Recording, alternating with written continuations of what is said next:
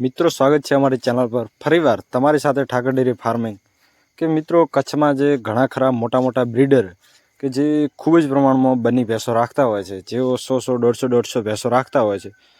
તો મિત્રો, તમે જોઈ શકો છો કે આવી રીતે બધી ભેંસો આરામ કરતી હોય છે અને આવી રીતે બેઠેલી હોય છે. તેમનું મેનેજમેન્ટ જ એ જ હોય છે કે આપણે પણ 100 150 ભેંસો રાખીએ તો આપણે અગવડતા ખૂબ રહેતી હોય છે.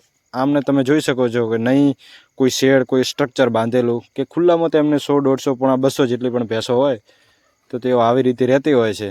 અને દોવામાં થોડી તકલીફ પડતી હોય છે, પણ તેમનું પરિવાર મોટું હોય છે, જેના કારણે તેઓ દોઈ તો લેતા હોય છે, પરંતુ બીજી કોઈ તેમને તકલીફ હોતી નથી. અને છૂટી એકદમ તમે જોઈ શકો છો, ખરેખર જોરદાર કેરેક્ટરવાળી બધી ભેંસો છે અને આનંદથી બેસી રહી છે.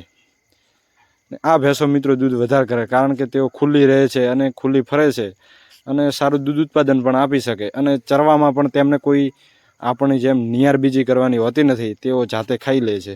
જોઈ લો.